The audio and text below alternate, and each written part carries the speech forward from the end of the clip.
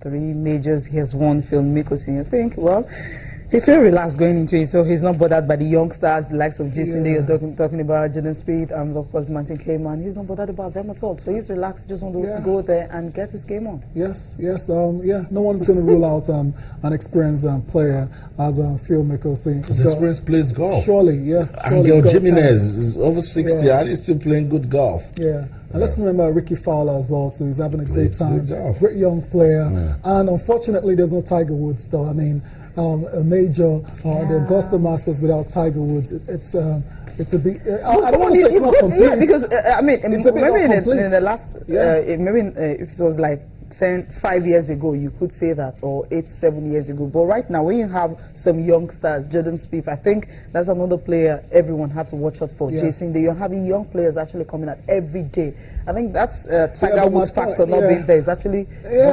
My point is obviously we all know Tiger is not a Tiger that is still in the woods. Let's put it that way. He's out of the wood right now. He's not out of the woods, still in there. But his name still carries a lot of weight in the world of golf. Whenever he doesn't play a tournament, it's big nails, and for him not going to this tournament that he's won multiple times, I think it takes a bit away from the competition itself, but it's still going to be a great tournament because they're excellent golfers on tour. Okay, well, you have young players, 21, 20, all of them raring to go in this tournament. All right, so that's the update on the Augusta Masters. We will be following events that will be happening there from Thursday. Will it be Jason Day? Can Jordan Spieth do it again?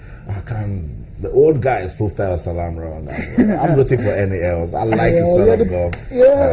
So let's see. The Big Easy is an absolute legend. There's no doubt about it. But they say it's game over for them. I wouldn't really say game over because they're still playing the game, but they're not favorites. He just want the youngsters to actually dominate. I think that's what he's trying to say. If you look at the groupings, I mean, where you have the reigning Masters champion and world number 2, talking about Jordan Spieth, grouped alongside with fellow American Bryson. You have England Paul Casey for Thursday's first round. So this is going to be, how do I put it now, kind of tricky for both of them. So when they're starting. So you're looking at the Masters like that, looking at this 21-year-old and looking at Phil Mickelson, and Phil Mickelson is telling him, look, I'm relaxed going into this game. So it shows that, well, we have to watch out for something really interesting when it starts on Thursday. Yeah, there's no pressure on Phil Mickelson at all. The man that has all the pressure on his shoulders right now is Jason Day, world number 1. He's won twice on the PGA Tour already this season. And all the pundits are saying, it's your tournament to win. And guess what he's saying? He says, no, I'm not the favorite. That's right. No one wants take the pressure off me. What are you doing?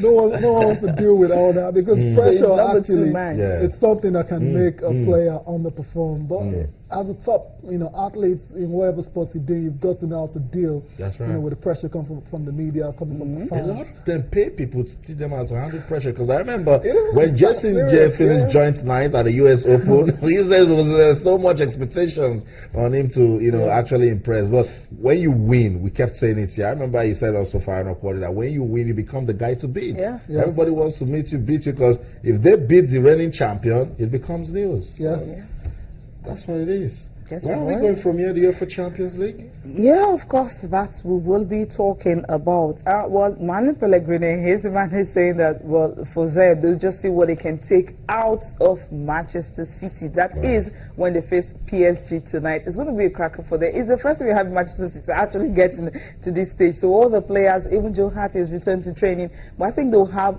a full house for the game tonight. But going to PSG and getting the win might just be very, very difficult for them, especially with Zlatan Ibrahimovic at 34. He is scoring as if he's just 21. I mean, hitting peak and getting hat tricks. They've already won the league title. Giving us more talking points than Eden Hazard.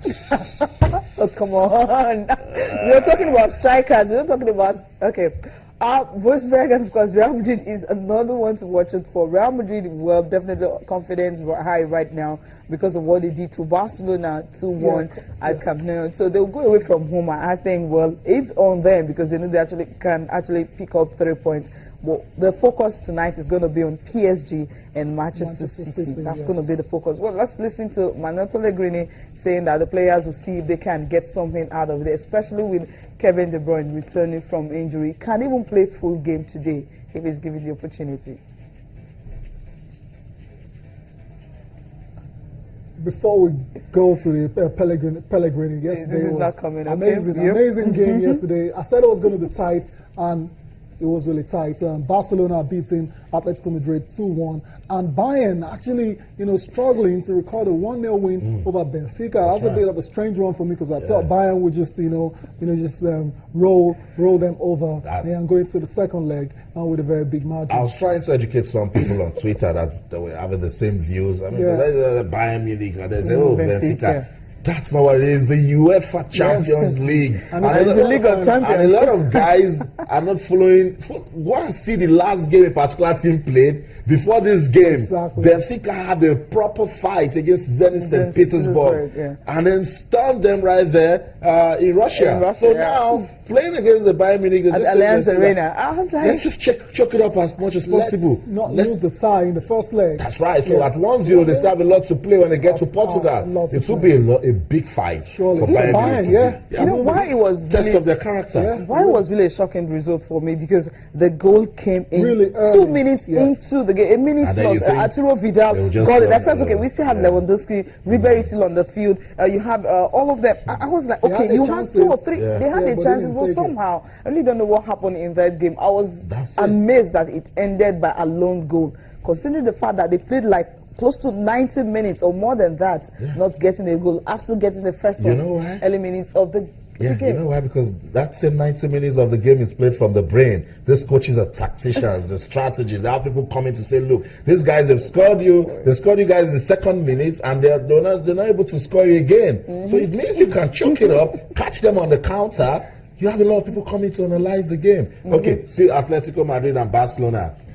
Despite the red card, someone wonder, at the Camp Nou, it could only end 2-1. That's because they didn't go back to see how tight Atletico has been playing. Even in that game against PSV, see how tight it was that it took us to penalties and eventually won. So and not even that, before they even played Barcelona, they won their game at the weekend 5-0, and Barcelona lost. But I don't know what happened to Barcelona last night, likes of Messi, Neymar. Sometimes it's just your day not to score. Now Neymar had like 3 chances, hitting the post, straight at the goalkeeper, and I mean it was Messi, of course, sometimes there's some chances that Messi missed yesterday, or rather the goalkeeper was just smart. Now on a very good day, he will convert that. I think a lot of it was more misses than saves, because Neymar, like you talked about, had a couple of chances where he hit it straight at the goalkeeper, where if he had found the bottom corner, the goalkeeper wouldn't have had a chance of saving it.